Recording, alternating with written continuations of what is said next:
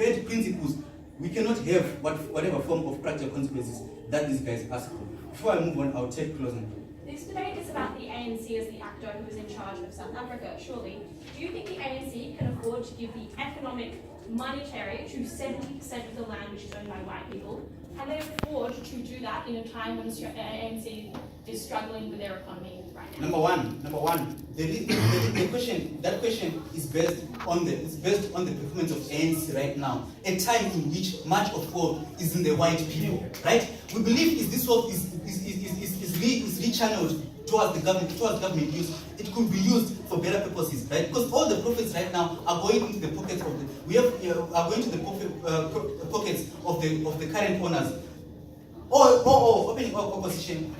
They really express that point to say that these guys own enormous amount of wealth, which translates into political power. So your question to answer you is this: government does not have power. The government has power, but the current owners also have power, but the source of the owners is wealth, which needs to be redistributed, given to the actual owners, the black people, so that they could also have the power that you seek.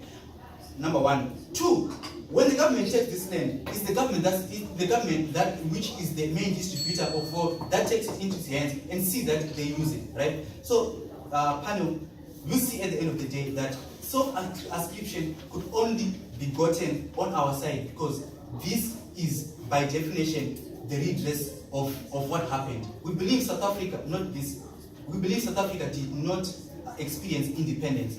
Only the government and only those in political power experience independence. But the people because land is a public good, who are the supposed owner of this land, who do not own right now, right, are still in a dire situation. We believe this is the only way to redress. All practical consequences that these guys whatever claim do not outweigh the principles that we gave and tell you. And also, we tell you that the wealth that these white people do have is what they use to gain power, and is what they use to gain political power. We believe economic independence translates into political power. And right now, South Africa does not. South African people do not have both. Thank you.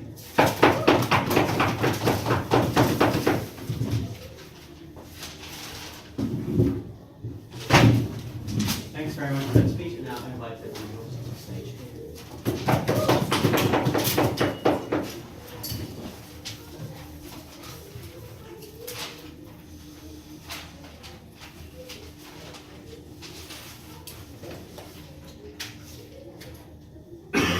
Opening government wasted a lot of time talking about how black South Africans deserve land. And I think that we all agree with that in this room, right? But the issue is, what's the best path for social and economic equality for these people? We also think that if they're going to rely most of their argument on a principle and completely fail to address the practical consequences, it's going to be need to be a much more robust principle. So specifically some rebuttal, right? So they talk about colonization and how the land was stolen from black South Africans, and we completely agree with this, right? And from that they say that they have a right to the land, and we also agree with this. But we also think that they have a right to wealth, right? And if we can prove to you that this doesn't substantially give them wealth and prevents them from being able to get access to wealth in other areas, then they're failing in that right, and we have to weigh these rights together. We also think that they have the right to social equality, and we think that it's important for them to be accepted in society, and we think that it's important for them to not have to face inflamed racism, and this has to be addressed as well. Most importantly, they completely fail in their principled argument when they say that we're going to be compensating white people for this land, right? Because if they're actually going to be paying them for the land, then you're legitimizing white ownership. You're saying that, like, you did deserve the land and now we're taking it from you. So I don't see how under their own principle they really achieve that when they're paying people for land that's not theirs in the first place. You're in fact codifying the very ownership that you're saying you're fighting against. Okay, now they talk about how this will bring prosperity to the natives, and we don't think we really see any mechanism, right? They talk a lot and they restate over and over again that land is important, but we don't see why immediate land right now, which is the policy that we're talking about with this motion, is important. They mention subsidies. They say we're just going to give wealth to these people and give them land, and then they'll be able to work it, to try and take out my partner's second point. But if that's the case, why not just give them the wealth to where they could buy it from the white people instead of forcibly taking their land, right? We think that voluntary exchange would be much more beneficial in that you will not inflame racist attitudes. We think that in that case too, you're going to not reduce public confidence in the market, which is a third point that I'm going to expand on in my speech. Okay, so 3 things that I'm going to build on, which my partner said today. The first, how this inflames racist attitudes. The second, how land without wealth is useless. And then I'm also going to expand on how you're reducing public confidence in the land market and how that hurts wealth as well. But first, I'll take front half. Okay, now right now. All right, inflame racist attitudes, right? So effectively, all of the Afrikaners don't want their wealth taken away. They don't want their land taken away, obviously, right? We've already seen incredibly angry responses to the proposals to forcibly take this land away from people. Interestingly enough, it's also important to notice that a lot of black South Africans don't want the land forcibly given to them as well, right? For the reason that they don't want to face the ire and the backlash of the Afrikaans community. So we think that when they're talking about trying to give autonomy to these people, we think that the government forcibly taking away the land is something that a lot of the black community in South Africa has said that they don't want, and in that way they're partially violating the autonomy of the black community in South Africa. So, how does this incite racist attitudes? We think it's important because you're inciting racist attitudes specifically of people with access to the wealth and power, as my partner established, right? Black people in South Africa make up 90% of the country's poor, and a lot of that wealth is consolidated with white people, which we obviously think is a problem. We think that in the workplace this has an impact, right, in controlling job hiring. We think that as a white person, you're a lot less likely to want to hire people of color when your land has been forcibly taken and given to them. And we think that this is highly problematic in terms of achieving access, especially when it is a lot of white individuals who are in positions of power that will be providing jobs. We also think that this is going to increase ethnic tension, which causes violence against black South Africans. We think we saw this in Zimbabwe when they tried to force land redistribution, right, which was wildly unsuccessful. They were incapable of doing so as the government ultimately, and we saw a lot of violence between the people and the exacerbation of ethnic tensions, and we don't see any reason why this wouldn't happen here. The government claims, and the South African government claims, that this won't happen for some reason because they're going to codify this land reform in the Constitution under their current plan, but we think that that's not really a factor here. Okay.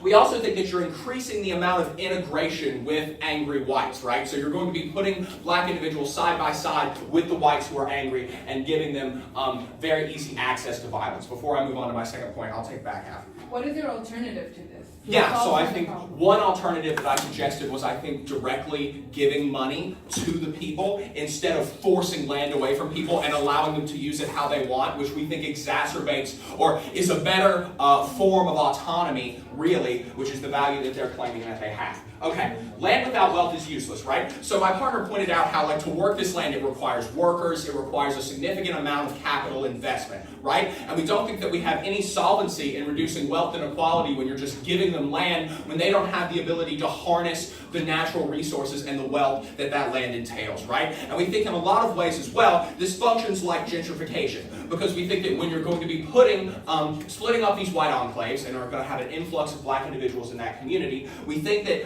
they are typically more impoverished and are not going to be able to handle the cost of living in that area, right? The price of housing, the price of affording goods in that area, which is going to be much higher than where they are accustomed to. So we think you're putting them in an environment where it's going to be far more costly. We also think that they're not going to be accepted by their community for the previous reasons, and that that's a problem. Okay, and then finally, how you reduce public confidence in the land market, right? So we think that markets are built on having a willing buyer and willing seller. And if you're going to have investor confidence who are going to invest in this land and allow it to grow and really produce significant amounts of wealth for black individuals like it does for white people, then it needs to be a voluntary exchange. And when the government steps in and forcibly takes land away from these people, we don't think you see investment in land because you don't know what's going to happen to that, when it's going to change hands, when it's potentially going to end up in someone else's hands who you are familiar with, who you haven't dealt with before, and who maybe doesn't even have the resources to work that land, right? So we think that we need to make sure that this investment is not compromised. And when the government is forcibly redistributing this land, we see a loss of trust. Okay, so what have we shown you today? We think first that they fail on their principled stance of autonomy, right? We think a much better approach to autonomy would be giving money directly to the people and allowing them to use it how they see fit, right? Especially when there's been a significant response from the black community saying they don't want land. We think forcible land removals. We think that this is going to inflame racist attitudes that ultimately hurts people, that is useless and doesn't achieve wealth when you don't have access to other resources as well, and you're going to reduce public confidence in the market, which doesn't allow future growth for this land and its owners. Thank you.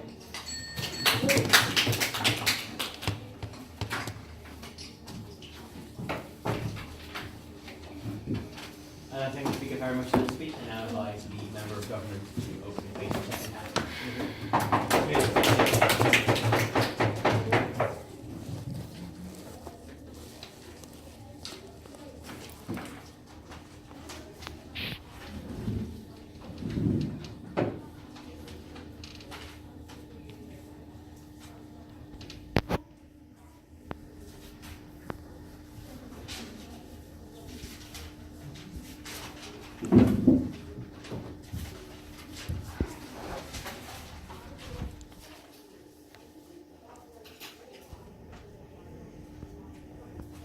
Honorable panel, we all agree that there is something wrong in South Africa today, and we all agree that we need to change it. The difference between our side and the opposition side, the opposition says, if we do anything, nothing will work, it will only hurt people. It is not the case. While opening government brought you a principal case of how it is principally right to redistribute land, we on the other hand will bring to you why specifically practically land redistribution works and why it is the last step we need to do before achieving equality both in South Africa and globally, and why all the arguments coming from opposition side just don't make sense. What opening opposition basically told you is that white people have power, so nothing will work. They never told us how we will achieve the point when white people will not have power unless we forcibly take land away from them. Their alternative is basically, let's wait for white people to agree to voluntarily give up their land in maybe 10, maybe 100, maybe 1,000, maybe never years. It will not work.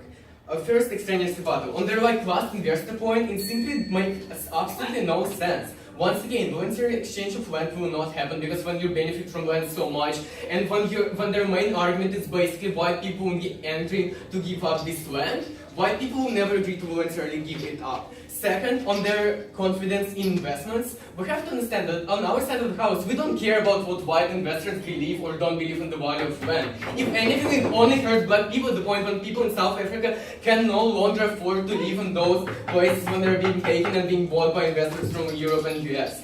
Next, on the D law, on how wealth inequality will be so wrong that it is wrong to force people to live in those areas. Once again, all this marginally takes away by saying that we can provide subsidies to those people and so on and so forth. But even if not, we have to understand that when you're moving to an area which is more wealthy, then you're being paid more by proxy because you still need those people to work those jobs like a waiter in the restaurant, like a janitor, so on and so forth, more qualifying jobs.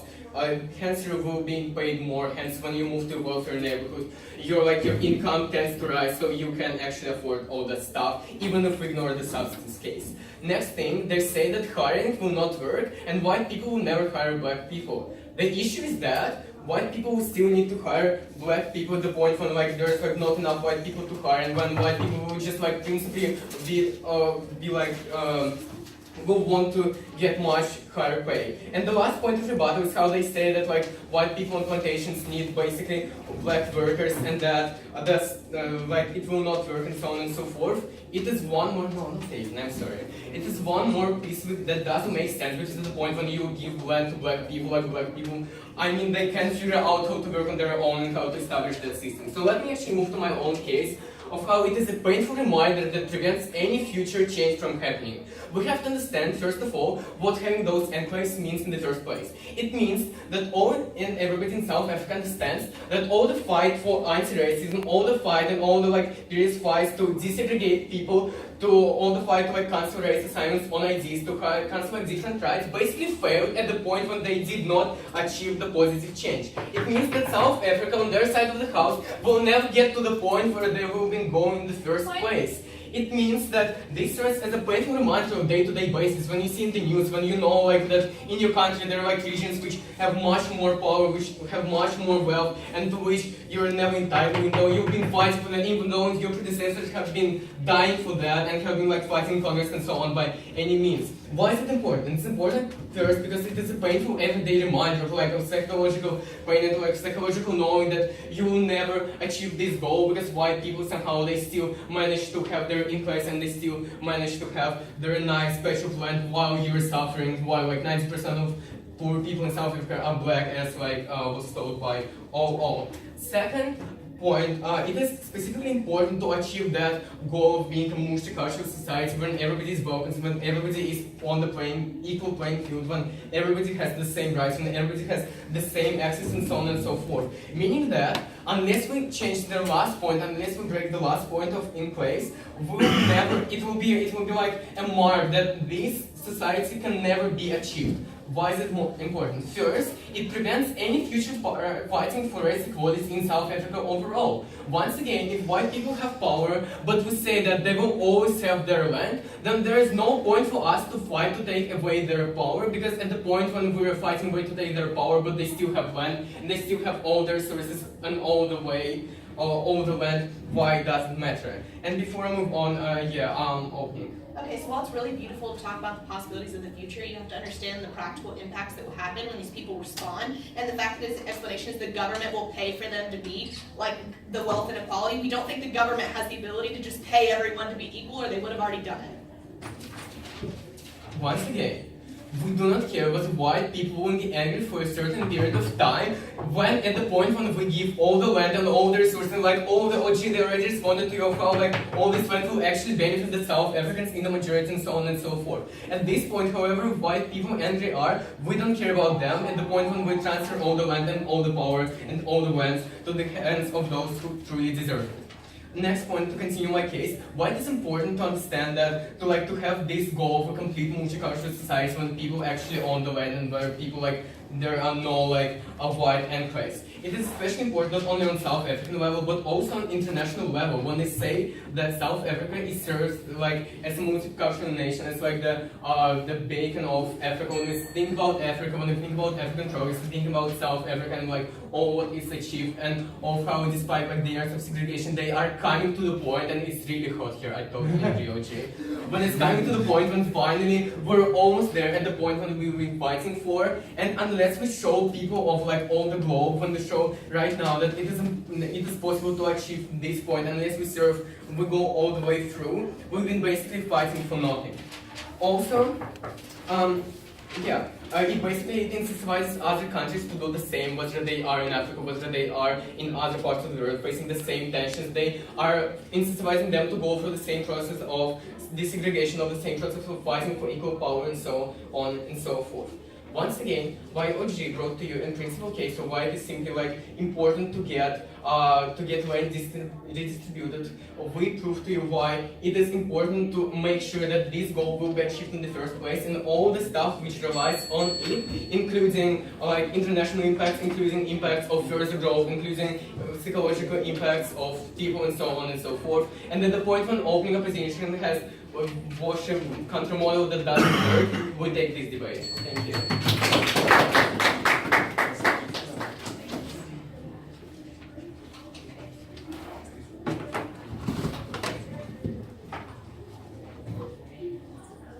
Thank the speaker very much for that speech, and now I invite the member of opposition to the stage.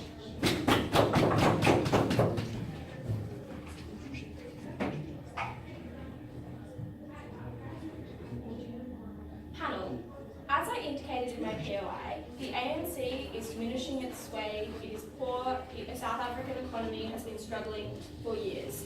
What this indicates is not a principled claim against what they're saying, though I have a rebuttal to that later on, but what it's saying is the infeasibility of this model, not in terms of, we're not saying it could never occur because that would be really inconvenient in this debate, but what we are saying is that what this will do is ruin South Africa's economy in the future, and therefore the government had to make a trade-off about whether they were going to ruin the economy and future lives of black people, or whether they were going to do this model that they never proved would have practical benefits, even though CG liked to assert they did. So, we're going to say the 70% of land ownership. The actual issue is with the black segregation that exists in all tiers of society. Because it isn't just as CG wants to claim that this is the last barrier to be able to get equality, which is what was said in the speech. There are several barriers that continue to be perpetuated, and they needed to prove that land was the biggest barrier to get rid of any other change for any other thing. Because while it is true that, it is just true that 80% of people who are in poverty are people who are uneducated, and if it is true, because we have fiat, that we have the same amount of power to improve the education of people for the same amount of political capital that you are using to get rid of all the white people from the land, we think we actually just drastically improved lives for black people in a real way. They needed to prove that what they actually were doing in terms of land was going to be better than any other policy we could think of and propose, and I don't think they did that. I have 3 issues in this. One responsive to CG that I'll do first, and then 2 about our own material. So, firstly, in response to CG, they have 3 main claims. Their first claim is how white people will never get off this land organically. But no, this isn't reason for forcibly removing. This is just a reason why when you sell it, you can't sell it to white people, you have to sell it to black people, right? Like, they had to claim why it was important that these white people were physically taken off their land, and given that these white people were the people who did not leave during the apartheid, they stayed because they had a connection to South Africa that they thought was important to them. They are unlikely to leave their land willingly. That means that you are likely to do things like have to kill people or likely brutalize them in order to get them off their land if they will not go willingly. Forcibly actually means the use of force. If these people refuse to leave, if you want to follow through with your model, that is what you have to do. If, as CG is likely to assert because they seem horrified by me saying brutalize, it indicates that this policy will not be effective. Because if they learn that they are not actually forcibly removed from this land, your whole policy is effective and falls through. So you have to cop some harm to white people. And given that you claimed at OG to care about white people to the degree that you wanted to economically give them money, it probably indicates you should care about their physical well-being, and you are putting that in danger here. The second claim is about how, well, it's really important that people see equality, and that is the thing. But the issue is a lot of people do not see equality, because it is true that there is a lot of people who own white land, but there are also true there are a lot of townships in very small centralized areas, and those people are suffering. Those are the people who are most impoverished and unlikely to get any of the benefits of land because they had no model about how the people in these townships were going to get land. So I'm going to assume that it's the rich blacks who get land as opposed to these people in these townships. That probably indicates that these people, who are the people who are most vulnerable in South Africa as people who are most vulnerable to colonization and the workforce, do not get any sort of retribution, do not get any reparations. And no, reparations isn't just in forms of land, it's in terms of economic retribution. No, they do not give any economic sort of redress, which is how you achieve ways out of poverty. That is how you actually get better off. It's through education, it's through things like economic means. They do not give any except saying land, but no, OG actually defeats this principle by saying we would not force people to use this land for wealth. That indicates they do not care how people use this land, and therefore you cannot win on an economic means. They are fine with these people continuing to be in poverty, and that probably means that this is unlikely to accrue any particular benefit, especially people who decide to live in poverty because they said that's a legitimate choice. The next thing that that CG wants to claim is about how a claim to other countries and how this is going to, actually show that we care about people. Note, other countries, for example, Zimbabwe did this, and it actually just showed that white farmers probably shouldn't be taken off their land because they just ended up being killed. So that is unlikely to be a necessarily persuasive thing unless you prove they are likely to do it well, which you have not. The next claim I want to make is about our own substantive. I have 2 bits. The first bit is how this is not actually in the interest of South Africa, but this is an active debate, just seems kind of important, I mentioned it. So, firstly, it is really important that the ANC exists and is in power in government. There are 2 reasons why. The first one is, even if it is only nominal, which I'm going to explain why it's not, it's important that black people are seen in power in South Africa so that other black people know that it is achievable. The second claim I want to make is how it's really important that people who are in power are not white. Even if the government is corrupt, and even if it achieves donations from white people, it's important that government exists and that important that government has power. The main issue is, as soon as you inflame racial narratives, what you actually do is give white people an incentive, given they have a lot of money, which you have not been able to take from them, even if giving them money back from the land they've taken, gives them political sway to be able to buy votes and sway elections in a way that is more favourable to them. Because right now the ANC isn't particularly unfavourable to white people, so they continue to vote for it. It is probably very, very bad to try and get white people in power, given they are already so powerful and influential. All you do then is monopolise the sway for white people to be able to be in power, and that means you can't get any other structural redress. You can't get the education and things like that that are actually needed to lift people out of poverty, and that is obviously harmful. The second claim that I want to make is how this is actually just probably quite unfair. And this obviously seems bad. Oh, actually, yeah, no. The rightness or the wrongness of this principle is not based on the benefits, right? Because the benefits are an assumption. You guys assume that the people cannot do it. Number two, the government mechanism does not include violence because it's outside the bounds of international law. Okay, so I have to respond to one part of this. I'm going to respond to the first bit. The important thing to take away here is, we said your principle was actually self-defeating, because if your principle was to help black people, you don't by giving them any form of redress that would actually work to help them. So that wouldn't work. Your second, the main claim is, well, you have to get land. You also have to get money, and you do not give them economic redress. That means your principle isn't full. You aren't fully standing by a principle. You must get some practical benefit from the land. You do not claim to get it. The next thing I want to say is about how this is actually probably bad. Because right now there is already increased flames. Note what happened in Western Cape where black people were forced off the beach. That indicates that right now white people are incredibly protective of land and are likely to clamp down in really, really bad ways. Obviously, CG is now going to be like, oh no, look, segregation, like this is the only way. But no, it isn't the only way. Education is a way to actually lift people out of poverty. You do not have fiat for that. You cannot actually get that when white people now control the government and only send their kids to private schools. This actually worsens segregation. It means that people are likely to only go to private schools and things like that. It justifies white anger in a really pernicious way. We're so proud to oppose. Thank you, Speaker, very much for the speech. Now, the government whip to close out outside of the here.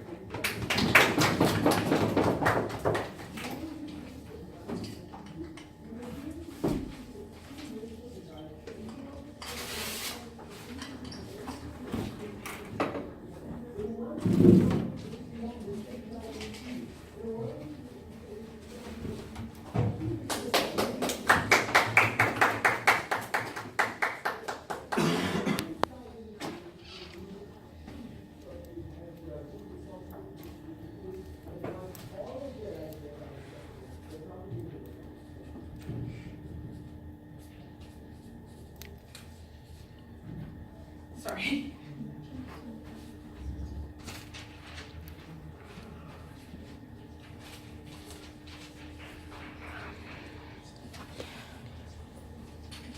A form of apartheid continues in South Africa through these enclaves. What this motion tries to achieve is to break away from the form of continual racism, the continual segregation that continues to exist in today's world in South Africa, even though we have pretended and we have said that we've moved away from it.